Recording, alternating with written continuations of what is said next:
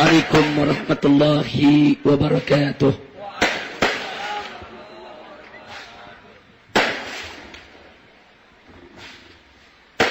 Bismillah. Walhamdulillahil qail fi qissati Isra wa Mi'raji Sayyidil Qabail wa Sahibil Fadail. Subhanalladzi asra bi'abdihi layla minal masjidil harami ilal masjidil aqsa alladzi barakna hawlah linuriyahu min ayatina innahu huwas sami'ul basir. Ashhadu an la ilaha illallah wahdahu la syarika lah wa ashhadu anna sayyidana Muhammadan abduhu wa rasuluh la nabiyya ba'dah. Allahumma salli wa sallim wa barik ala sayyidina wa habibina wa syafi'ina wa maulana nabiyyina Muhammadin wa ala alihi at-tahirin at-tayyibin wa ashabihi al-ghurr al-mayamin wa man tabi'ahum bi ihsanin ila yaumiddin. Siyadatul habaib asy-syurafa wa sa'adatul ulama'il fudala wa fadilatul umara'il kurama wa jami'il hadirin al-ahibba'il a'izza rahimakumullah. Usikum jami'a wa nafsi bittaqwallah wa bita'ati Rasulillahi sallallahu alaihi wasallam. Fasallahu subhanahu wa ta'ala an yaj'alana jami'an minal muttaqin. Amin ya rabbal alamin. Kepada para habaib, para alim ulama, para kiai yang sama kita cintai dan sama kita muliakan. Wabil khusus sahibul majlis Sayyidil Mahbub Al-Habib Hamid bin Zaid Al-Attas hafidhahullahu ta'ala wa ra'ah famatanallahu bituli hayatih wa nafa'ana bi'ulumih fid dini wad dunya wal akhirah. Amin ya rabbal alamin. Mudah-mudahan Habib Hamid bin Zaid Al-Attas dengan seluruh jamaahnya dari majelis zikir dan salawat as-salatu ala nabi senantiasa diberkahi oleh Allah subhanahu wa ta'ala. Begitu juga teristimewanya untuk ayahanda beliau yang juga merupakan ayahanda kita semua, yaitu Al-Habib Zaid Al-Attas hafizahullahu ta'ala wa ra'ah. Mudah-mudahan Habib Hamid bin Zaid Al-Attas diberkahi oleh Allah subhanahu wa ta'ala, kedua orang tuanya dan seluruh anggota keluarganya. Begitu juga saudara-saudaranya yang tercinta, di antaranya adalah Habib Muhsin bin Zaid Al-Attas selaku Imam FPI Provinsi DKI Jakarta. Akhirnya kita sama berharap mudah-mudahan hadirnya kita di majlis ini menjadi penyebab turunnya rahmat dan barakah, dan tidak kita pulang dari tempat ini kecuali dosa kita diampuni oleh Allah, segala kesalahan kita dimaafkan oleh Allah, dan segala penyakit kita disembuhkan, segala kesulitan kita dimudahkan, dan kita mendapatkan kebahagiaan dari dunia hingga akhirat. Amin ya rabbal alamin. Ahibail kiram, sebagaimana sama kita maklumi, kita kumpul di tempat ini malam hari ini bersama para habaib, para ulama, para umara, para aparatur pemerintah sipil TNI maupun Polri-nya, tidak lain dan tidak bukan adalah untuk memperingati satu peristiwa besar yang pernah dialami oleh manusia besar yang memiliki sejarah yang besar, yaitu peristiwa Isra dan Mi'raj Nabi besar Muhammad sallallahu alaihi wasallam. Allah nyatakan dalam Al-Qur'anul Karim di pembuka daripada surat Al-Isra yang disebut juga surat Bani Israel, di mana Allah menyatakan faqala ta'ala Subhanalladzi asra bi'abdihi layla minal masjidil harami ilal masjidil aqsa alladzi barakna hawlah linuriyahu min ayatina innahu huwas sami'ul basir. Shadaqallahul azim. Allah nyatakan dalam ayat ini, Subhana, Maha Suci. Siapa yang Maha Suci? Alladzi asra bi abdih, yaitu Maha Suci zat yang telah memperjalankan hambanya. Siapa sang hamba yang diperjalankan? Tidak lain dan tidak bukan Nabi besar Muhammad sallallahu alaihi wasallam. Allah nyatakan Maha Suci zat yang telah memperjalankan hambanya Laila pada suatu malam, bahkan hanya sebagian malam. Minal Masjidil Haram, yang dimulai dari Al-Masjidil Haram yang ada di Mekkah, ilal Masjidil Aqsa, ke Al-Masjidil Aqsa yang ada di Palestina. Saudara, Masjid Aqsa yang mana? Allah nyatakan alladzi barakna haulah, masjid yang di sekitarnya telah kami limpahkan aneka ragam keberkahan. Bagaimana enggak berkah Masjidil Aqsa, saudara? Pernah menjadi kiblat kaum muslimin. Bagaimana enggak berkah Al-Masjidil Aqsa, ya ikhwan? Masjidil Aqsa, di sekitarnya Allah telah kirim begitu banyak rasul dan nabi utusannya. Bagaimana enggak berkah Al-Masjidil Aqsa? Di malam Isra Mi'raj, Nabi berkumpul arwah para anbiya bersama Nabi kita Sayyiduna Muhammad sallallahu alaihi wasallam di masjid tersebut, saudara. Lalu untuk apa Nabi kita di Isra Mi'rajkan? Allah menyatakan linuriyahu min ayatina, untuk kami perlihatkan kepadanya sebagian daripada tanda-tanda kebesaran kami. Setelah itu Allah tutup ayat tersebut dengan menyatakan innahu huwas samiul basir. Sesungguhnya dia Allah maha mendengar lagi maha melihat atau maha mengetahui. Shadaqallahul azim. Maha benar Allah dengan segala firman-Nya. Jadi saudara, peristiwa Isra dan Mi'raj Allah ceritakan dalam Al-Quranul Karim, sehingga merupakan bagian usul yang wajib kita yakini, yang wajib kita imani, yang wajib kita terima kebenaran terjadinya peristiwa tersebut. Tidak boleh kita ragu untuk peristiwa tersebut, saudara. Oleh karenanya pada kesempatan malam hari ini, saya tidak ingin bercerita panjang lebar tentang bagaimana peristiwa Isra dan Mi'raj itu terjadi. Tapi ada bagian yang sangat menarik, saudara, yaitu ketika Nabi kembali daripada Isra dan Mi'raj. Begitu beliau kembali, beliau sampaikan peristiwa tersebut, beliau kabarkan kepada penduduk kota Mekkah, saudara. Lalu apa yang terjadi? Orang-orang kafir mendustakan Nabi. Orang-orang kafir menghina, mencaci maki Nabi, saudara. Di antara mereka adalah Abu Jahal. Abu Jahal dengan angkuh dan sombongnya, saudara, mencaci maki Nabi dan mendustakan Nabi. Bahkan berusaha, saudara, untuk memprovokasi umat Islam agar tidak percaya dengan cerita Nabi, supaya mereka rame-rame keluar dari ajaran Islam, saudara. Bahkan provokasi yang dilakukan oleh Abu Jahal ini bukan hanya kepada orang-orang awam dari kaum muslimin ketika itu.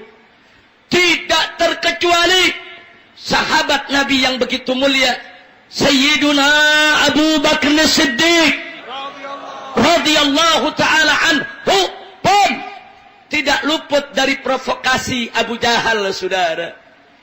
Nah, ini yang ingin saya sampaikan, dan ini merupakan bagian yang sangat menarik, saudara. Apa Abu Jahal mengatakan kepada Sayyidina Abu Bakar Siddiq di hadapan umat Islam, saudara?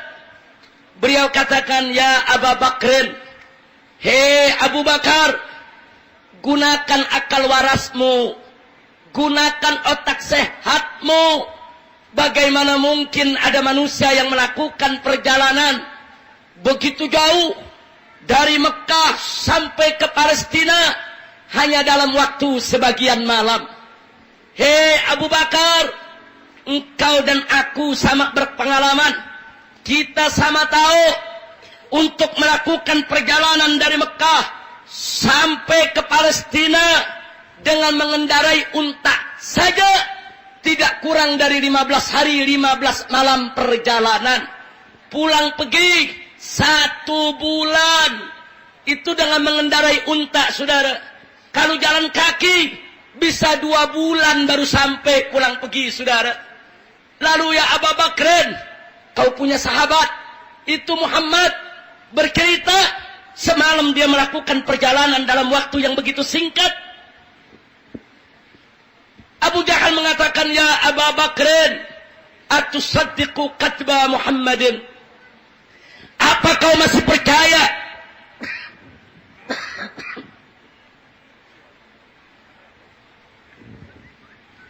Sayyidina Abu Bakar Siddiq, saudara, diprovokasi oleh Abu Jahal. Abu Jahal mengatakan, atusaddiqu katba Muhammadin.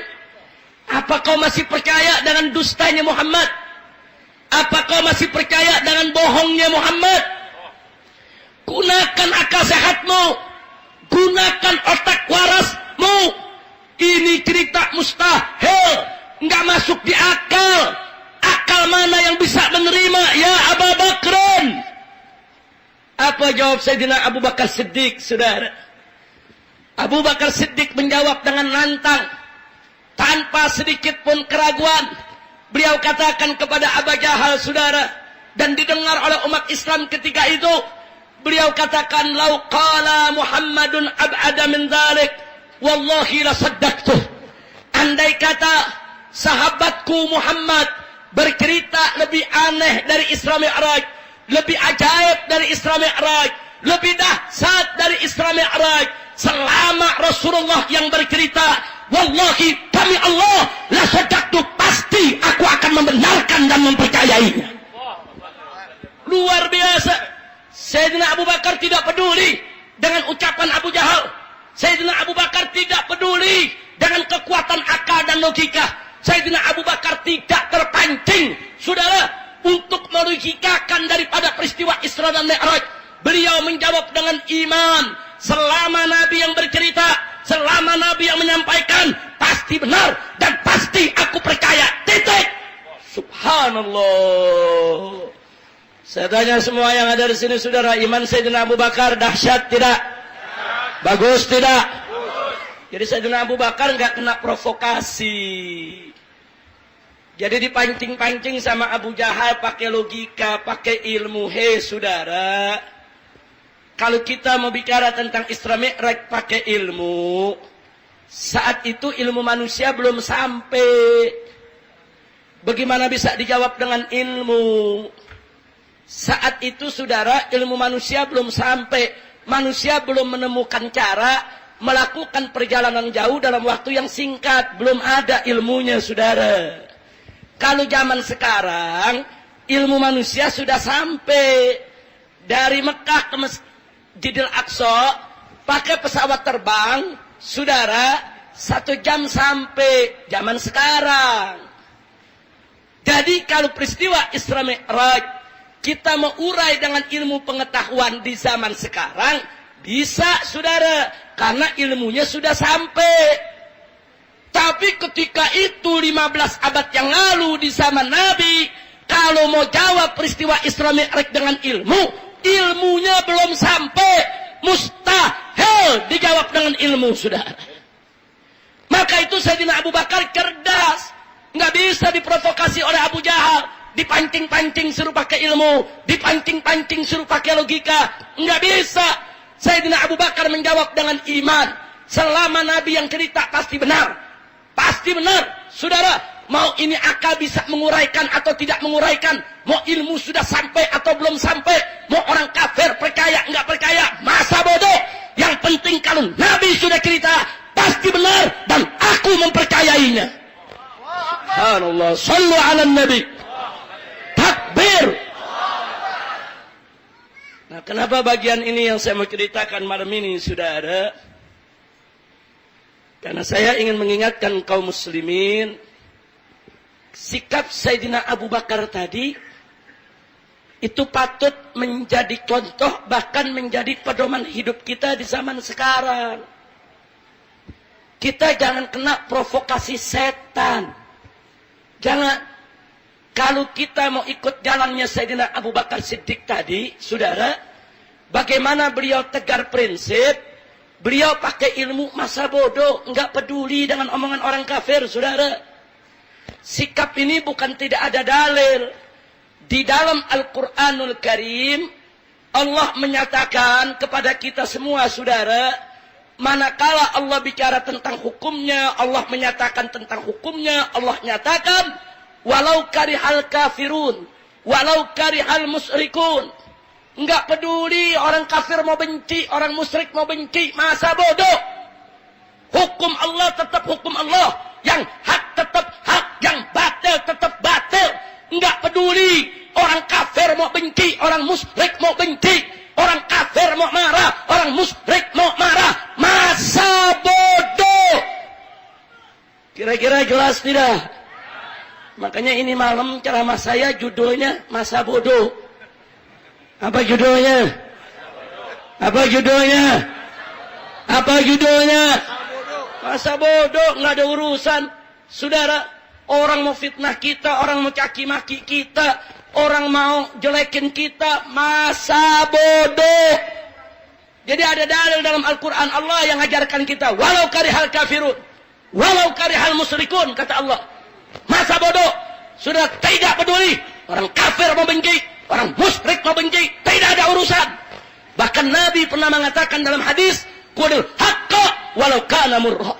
Katakan yang hak walaupun pahit, enggak ada urusan. Masa bodoh dengan pahitnya, masa bodoh saudara dengan sakitnya, masa bodoh dengan penderitaannya. Pokoknya kalau sudah hak, katakan itu hak. Jangan coba-coba hak diputar balik menjadi batil. Betul? Begitu saya mau tanya semua, siap berjuang? Siap bela Islam? Siap masa bodoh dengan orang kafir?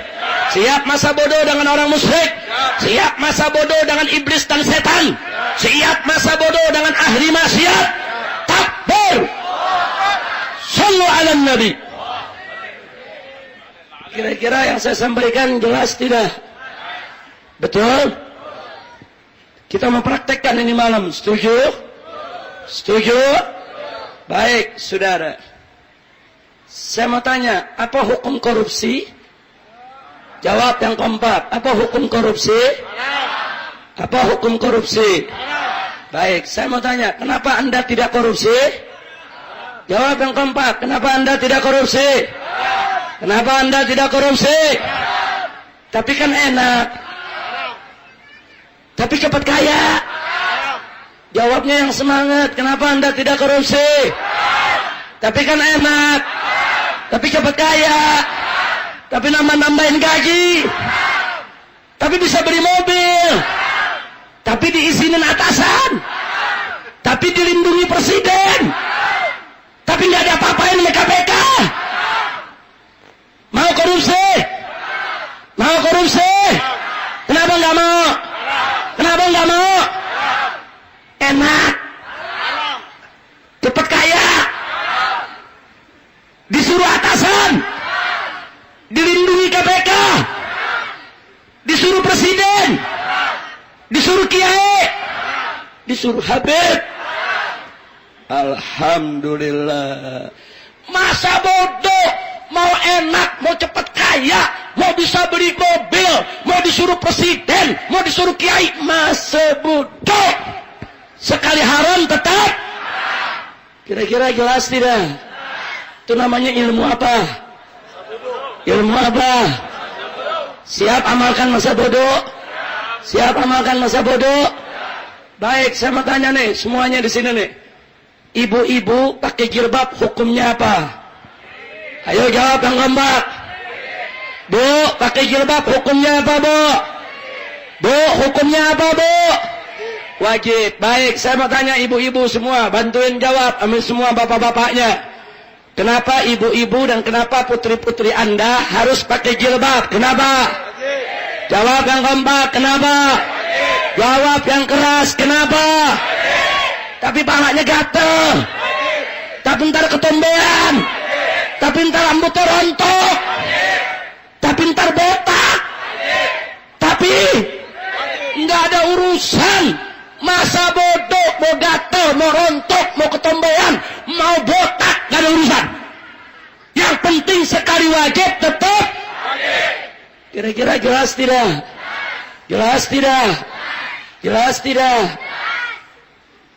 Tadi Habib Muhsin udah sampaikan kepada kita, orang kafir nggak boleh jadi pemimpin umat Islam, betul? Betul? Kenapa nggak boleh? Karena kafir. Kenapa nggak boleh? Jawab Bang Rambak, kenapa nggak boleh? Kenapa nggak boleh? Kenapa nggak boleh? Kenapa nggak boleh? Baik, saya mau tanya yang lain dulu. Bapak ibu punya anak gadis dilamar sama orang kafir, boleh gak? Boleh gak? Kenapa nggak boleh? Karena dia. Saya mau tanya sekali lagi, anak gadis kita dilamar oleh pemuda kafir, itu haram, nggak boleh kita terima, betul? Kenapa nggak boleh kita terima? Kenapa nggak boleh kita terima? Tapi ganteng, tapi kaya, tapi handsome, tapi pintar, tapi rumahnya gede, tapi punya mobil mewah, tapi punya jabatan, tapi kaya raya. Tapi jawab begitu, masa bodoh? Lu mau kaya, lu mau handsome, lu mau ganteng, lu kafir. Pokoknya kafir gak boleh, betul? Betul? Betul? Kira-kira jelas tidak? Begitu juga pemimpin kafir, saudara. Bukan orang Islam mau jadi pemimpin umat Islam, boleh gak? Halal atau haram? Halal atau haram? Kenapa? Kenapa? Tapi jujur, tapi baik, tapi bertanggung jawab, tapi pintar, tapi sayang sama rakyat, tapi kaya, tapi gua nggak mau tahu lu mau jujur, lu mau handsome, lu mau hebat, bertanggung jawab, lu kafir. Orang kafir udah nggak boleh, betul? Betul? Kira-kira jelas tidak? Jelas tidak? Itu namanya ilmu apa? Ilmu apa?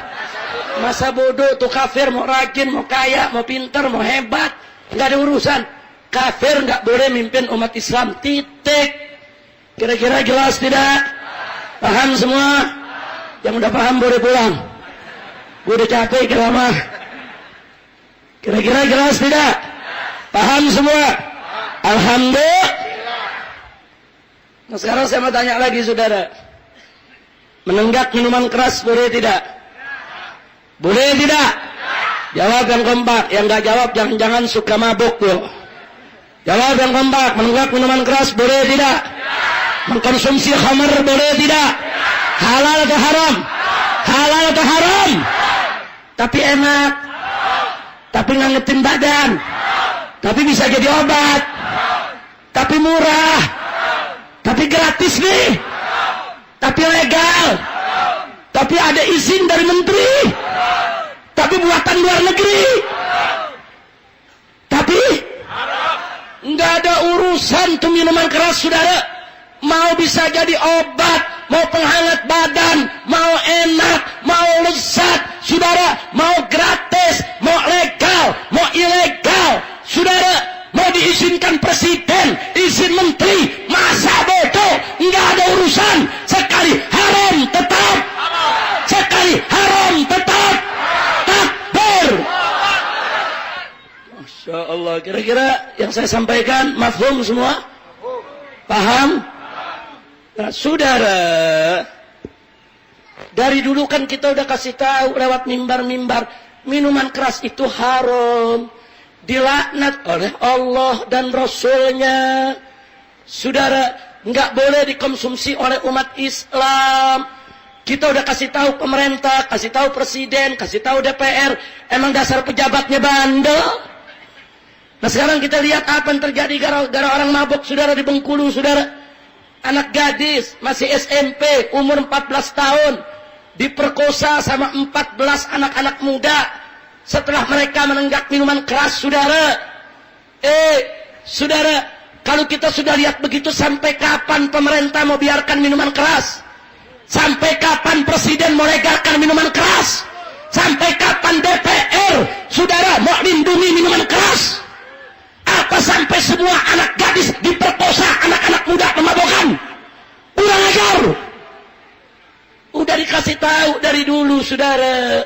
Kan Nabi udah kasih tahu dalam hadis. Apa kata Nabi? Innal khamra ummul khaba'ith. Sesungguhnya khamr itu adalah biang keladi segala kejahatan. Kenapa dikatakan biang keladi, saudara? Pak, Bu, orang kalau judi belum tentu mencuri.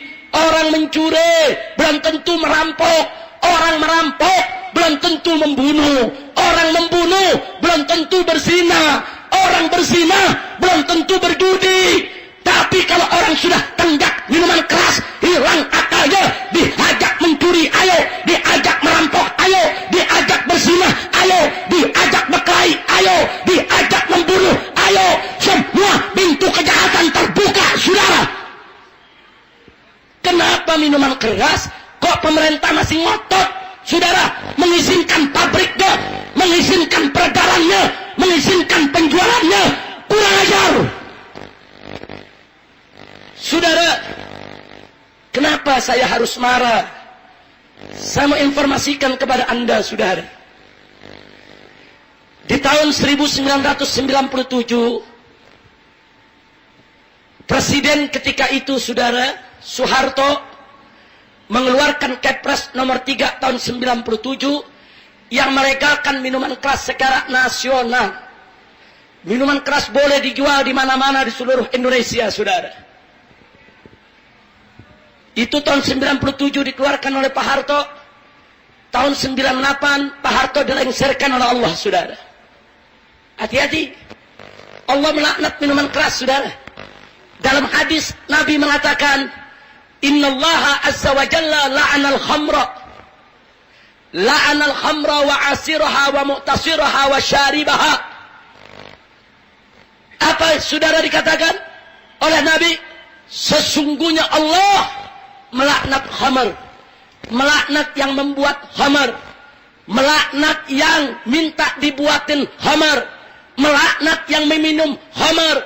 Enggak sampai di situ, wahamilaha wal mahmuanatah ilaih, melaknat yang membawakan khamar, begitu juga yang dibawakan kepadanya, wabai'aha wa mubta'aha, melaknat yang jualnya dan melaknat yang membelinya, wasaqiyaha wa mustaqiha, dan melaknat yang menuangkannya juga yang minta dituangkannya, saudara. Ini hadis diriwayatkan oleh Imam Ahmad dalam kitab Musnadnya, saudara. Allah melaknat khamar, melaknat semua yang berkaitan dengan khamar. Siapapun yang menjual, yang membuat, yang membeli, yang menyediakan, yang mengizinkan, yang mendistribusikan, semuanya dilaknat oleh Allah, saudara. Insya Allah, hati-hati. Jangan menantang Allah.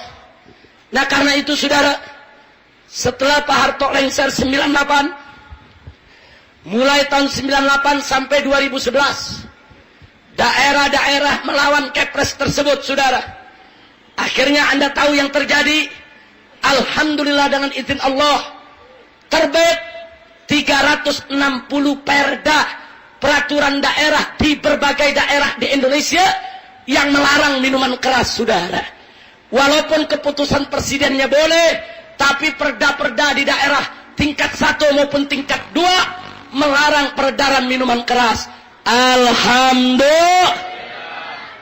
Tahu-tahu di zaman SBY tahun 2012, saudara, melalui Menteri Dalam Negeri 360 perda yang melarang minuman keras diinstruksikan oleh Mendagri supaya semuanya dicabut dan dibatalkan, saudara.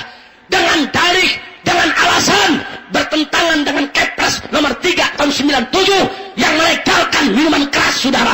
Kurang ajar. Masya Allah. Makanya jangan kaget. Begitu Mendagri instruksi supaya perda semua dicabut, akhirnya laskar-laskar FPI menyerbu gedung Kementerian Dalam Negeri, saudara. Terjadi chaos. Laskar datang, pintu gerbang dirubuhkan, saudara. Diserbu oleh anak-anak kita, minta ketemu dengan menteri. Kurang ajar. Perda sudah melarang minuman keras di berbagai daerah, tapi menteri memerintahkan untuk dicabut. Masya Allah. Sampai beberapa laskar kami diadili dan dipenjara, saudara. Enggak. nggak ada urusan. Mau ditangkap, mau dipenjara, mau dihukum mati sekalipun, saudara. Kami tidak akan diam kalau minuman keras akan terus-menerus diizinkan di Republik ini. Betul? Betul? Nah, akhirnya apa yang kami ambil, saudara? Karena Mendagri beralasan dengan Kepres nomor 3 tahun 97. Akhirnya Kepres tersebut kami gugat, saudara. Kami tuntut, kami judicial review ke Mahkamah Agung. Dan alhamdulillah, bulan Juni tahun 2013, Mahkamah Agung mengabulkan gugatan kita, saudara. Gugatan kita dikabulkan, dan Kepres nomor 3 tahun 97 yang mengizinkan minuman keras secara nasional dibatalkan oleh Mahkamah Agung, saudara. Alhamdulillah. Alhamdulillah. SBY kebakaran jenggot, saudara. Lalu apa yang terjadi? Bulan Juni kita menang. Kepres minuman keras dihapus, dibatalkan oleh Mahkamah Agung secara prosedur konstitusional. Akhirnya di bulan Desember, saudara, tahun 2013, saudara, SBY menerbitkan Kepres nomor 74 tahun 2013 yang mengizinkan kembali minuman keras untuk dijual secara nasional, saudara. Kurang ajar. Masya Allah, kita disuruh taat hukum. Kita udah taat hukum. Mereka mempermainkan kita secara hukum, saudara. Mereka mempermainkan kita secara hukum. Mereka bikin hukum, kita gugat, kita menang. Dia bikin lagi hukum yang baru. Kali ini namanya diubah. Dulu namanya miras.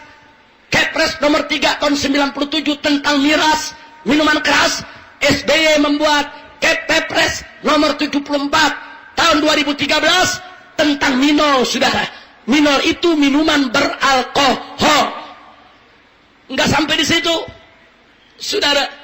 Begitu SBY lengser, Jokowi jadi presiden, saudara.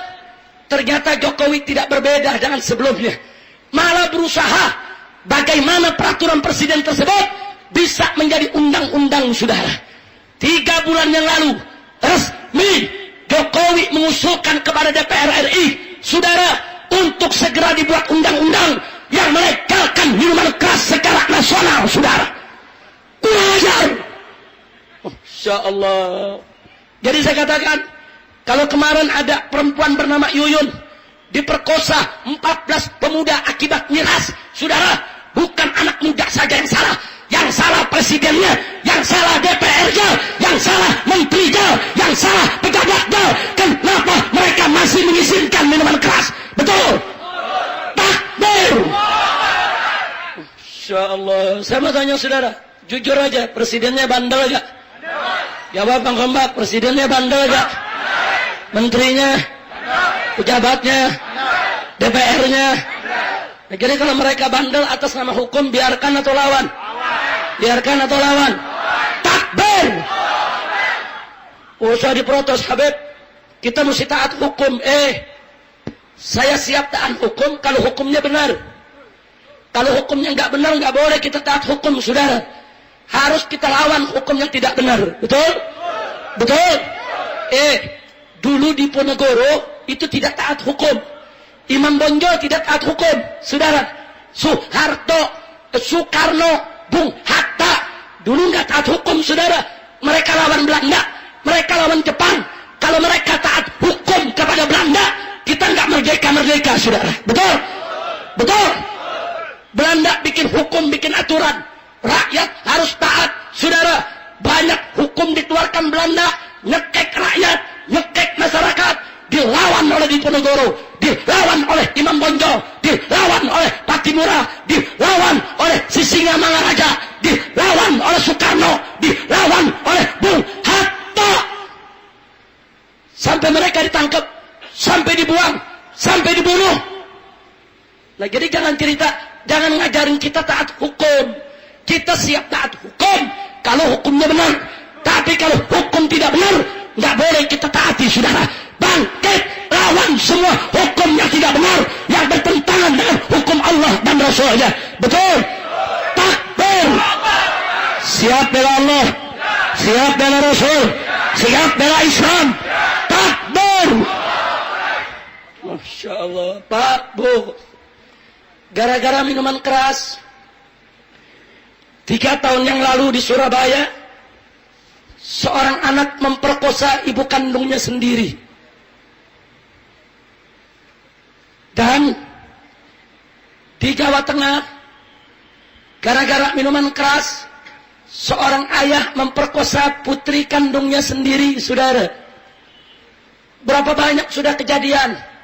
Paman perkosa anak, kakek perkosa cucu, semuanya gara-gara minuman keras, gara-gara narkoba, gara-gara ganja, gara-gara miras, saudara. Lalu sampai kapan rakyat ini dibiarkan rusak, korban berjatuhan, bukan berpikir untuk mengatasinya? Presiden dan DPR justru berpikir untuk melegalkan miras. Kau bekerja untuk siapa? Untuk rakyat atau untuk pengusaha asing dan asing yang punya pabrik minuman keras? Engkau ini menjunjung tinggi Pancasila atau ingin menjunjung tinggi Pancagila? Engkau ini kerja buat rakyat atau kerja buat pengusaha pabrik minuman keras? Kau ingin lindungi mereka? Kau buat undang-undang untuk menjadi payung bagi mereka? Kurang ajar. Masya Allah. Kira-kira saya sampaikan jelas tidak? Makanya saya mau tanya, kalau Presiden dan DPR tetap ngotot minuman keras mau diizinkan se-Indonesia, terima atau tolak? Terima atau tolak? Biarkan atau lawan? Biarkan atau lawan? Saya ajak umat Islam, saudara, kalau Presiden dan DPR tetap ngotot untuk melegalkan minuman keras di Indonesia, yuk rame-rame kita perang dengan minuman keras. Bakar semua pabrik minuman keras, hancurkan semua gudang-gudang minuman keras. Nggak boleh minuman keras dibiarkan di sekitar kita, saudara. Takbir, takbir, takbir. Sallu ala Nabi. Dulu di tahun 80-an ada seorang jenderal namanya Tampu Bolon, sedang meluncur dari Cawang ke Jatinegara, mau pulang, saudara. Sampai di Jatinegara, mobilnya diberhentikan sama anak-anak muda, disuruh turun. Ternyata anak-anak mudanya lagi pada mabok, saudara. Si jenderal dianiaya, digebuki, ditusuk, dibunuh, mati. Begitu si jenderal mati, itu besoknya 4 angkatan turun semua, saudara. Angkatan darat, angkatan udara, angkatan laut, angkatan kepolisian, semua turun. Se-Jakarta minuman keras diobrak-abrik, saudara. Semua gudang minuman keras ditutup, warung-warung minuman keras diobrak-abrik. Selama 1 bulan nggak ada yang berani dagang minuman keras, saudara.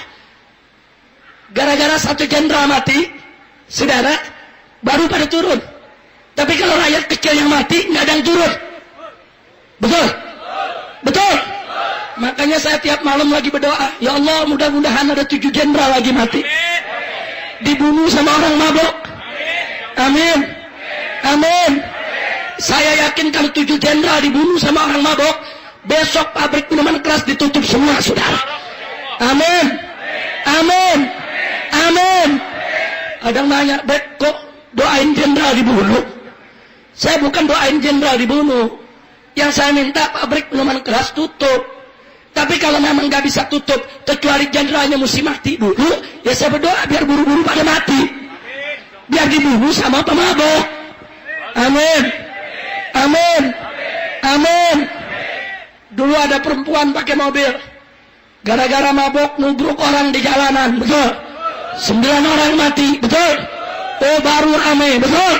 Saya berharap baru ada yang bawa mobil bus lagi mabok, nubruk istana, masuk ke kamar Jokowi, Jokowi mati. Saya yakin pabrik minuman keras ditutup, saudara. Amin. Amin. Amin. Lo aminnya takut bener loh. Oh, Habib kalau gitu nyumpain Jokowi, bukan nyumpain. Saya mohon kepada Allah agar Jokowi tutup pabrik minuman keras. Amin. Amin. Tapi kan Allah Maha tahu dia mau tutup apa enggak, betul? Nah, saya minta sama Allah, andai kata pabrik minuman keras ditutup, nunggu presidennya ditubruk sama pemabuk, ya tubruk saja ya Allah. Amin. Amin. Ya Rabbal Alamin. Lu paham gak gue ceramah? Ngerti? Ya udah pulang, udah ngerti. Masya Allah. Mudah-mudahan saudara, dengan adanya berbagai macam kejadian akhir-akhir ini, akan menyadarkan semua pihak. Saudara, udahlah, nggak usah nuding-nuding, ini salah, itu salah, enggak. Kenapa ada perempuan 14 tahun diperkosa 14 pemuda? Karena 14 pemuda mabok. Kenapa mabok? Karena minuman keras dilegalkan. Saudara, betul? Nah, saya mau tanya, yang legalkan minuman keras ulama atau pejabat? Kiai atau presiden? Ulama atau DPR? Kiai atau DPR? Jadi kalau begitu yang salah siapa? Ulama atau presiden? Kiai atau pejabat? Ustadz atau DPR? Wah, ada pejabat jawab, Habib, kami sudah instruksikan polisi-polisi untuk melakukan razia terhadap miras oplosan. Tunggu dulu. Emang lu pikir yang haram yang oplosan doang, goblok? Saya mau tanya, yang legal haram nggak? Yang pakai izin haram nggak? Miras yang pakai merek haram tidak? Yang pakai izin haram tidak? Yang legal haram tidak? Jadi kalau aparat saudara hanya razia miras yang oplosan, itu namanya bukan lawan maksiat, itu namanya melindungi pabrik yang legal, melindungi pengusaha yang punya miras legal supaya tidak dirugikan akibat ada miras oplosan yang murah meriah yang banyak dibeli rakyat. Betul? Betul? Jangan cerita begitu. Yang namanya miras, mau legal, mau ilegal, semua harus dilarang dari negeri kita. Setuju tidak? Setuju tidak? Makanya saya mau tanya sebelum saya akhiri, kalau besok atau lusa seluruh umat Islam saya ajak untuk perang lawan minuman keras, siap tidak? Siap tidak? Kami sudah datang ke DPR RI. Kami sudah nyatakan penolakan kami terhadap rancangan undang-undang yang akan melegalkan minuman keras yang sudah disetujui oleh Presiden, saudara. Kami menolak. Kami menolak. Andai kata Presiden dan DPR tetap ngotot untuk melegalkan minuman keras, jangan salahkan kami. Kalau besok kami akan ajak umat Islam untuk perang terbuka melawan minuman keras, melawan narkoba, melawan ganja, melawan segala bentuk khamar yang memabukkan manusia. Setuju tidak? Saya tanya, kalau besok saya ajak semua perang lawan narkoba, siap? Siap? Siap hancurkan gudang narkoba, siap hancurkan gudang miras, siap bakar pabrik minuman keras, siap bakar pabrik minuman keras. Takbir. Sallu ala Nabi. Nah, baik saudara, saya nggak mau berpanjang lebar lagi. Kondisi saya sebetulnya masih belum boleh ceramah, tapi hari ini saya hadir sini karena saya cinta dengan majelis as-salatu ala Nabi, dan saya cinta dengan jamaah yang selalu rutin hadir di majelis ini. Karena itu saya paksakan untuk datang kemari. Sekaligus ini merupakan kesempatan bagi saya untuk menyampaikan kepada umat tentang bahayanya minuman keras, tentang kita wajib untuk galang persatuan-kesatuan kita, untuk rame-rame kita melawan minuman keras, saudara. Bapak, Ibu yang saya cinta, Pak, Bu, dulu anak gadis kita, kalau mereka ada di pagar rumah, itu sudah aman. Orang gak berani ganggu dia, karena ada abahnya, ada bapaknya, ada kakaknya yang akan melindungi dia, saudara. Apalagi kalau anak gadis kita sudah masuk dalam rumah, lebih aman, nggak ada yang ganggu dia, saudara. Terlebih-lebih kalau anak gadis kita sudah masuk dalam kamar pribadinya, lebih aman lagi, saudara. Nggak ada orang ganggu dia. Tapi sekarang, saudara, sekarang anak gadis kita, jangankan di pagar rumah, jangankan di dalam rumah, di dalam kamar pribadinya sudah tidak aman, saudara. Kenapa? Manakala bapaknya, manakala abangnya menenggak minuman keras, mengkonsumsi narkoba, hilang akalnya. Berapa banyak, saudara, bapak memperkosa anak kandungnya sendiri, abang memperkosa adik kandungnya anaknya sendiri. Tega. Anak gadis kita, saudara, sampai dalam rumah pribadinya sekalipun mereka sudah tidak merasa aman lagi ketika mereka tahu kalau abang mereka, paman mereka, ayah mereka serumah dengan mereka mengkonsumsi narkoba, menenggak minuman keras, biadab. Karena itu saudara, sebelum anak-anak kita menjadi korban, sebelum generasi penerus kita kembali berjatuhan, ayo kita rapatkan barisan, ayo kita bangkitkan semangat dimanapun Anda berada. Mari kita kobarkan perang melawan minuman keras. Apalagi kalau sampai presiden dan DPR melegalkan minuman keras. Kalau sampai itu terjadi saudara, kita akan kobarkan perang melawan minuman keras secara besar-besaran dari Sabang sampai Merauke. Apapun resikonya, apapun akibatnya, nggak boleh kita biarkan bangsa ini dirusak, bangsa ini dihancurkan, negeri ini diporak-porandakan saudara. Siap perang lawan minuman keras, siap perang lawan miras, siap bela agama, siap bela Islam, siap bela negara. Takbir. Itu saja yang saya mau sampaikan pada malam hari ini. Jangan ada yang bergerak dari tempatnya sebelum diberikan komando oleh guru kita. Setuju? Dan sebelum acara ini ditutup oleh guru kita. Setuju? Dan saya minta maaf kalau nanti saya keluar diberikan jalan. Bukan saya tidak mau bersalaman, tapi saya harus pulang ke Bogor.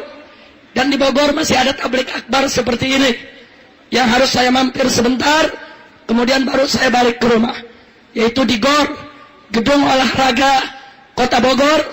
Hari ini ada selawatan bersama Mustafa Atif dan Habib Mahdi bin Hamzah Segaf, dan saya harus berangkat ke sana. Doakan biar saya diberikan Allah sehat walafiat, diberikan kekuatan, diberikan istiqamah, diberikan kemampuan untuk menegakkan hukum Allah, dan diberikan ridha dan rahmatnya. Begitu juga untuk semua yang hadir di sini. Bersurah Fatihah.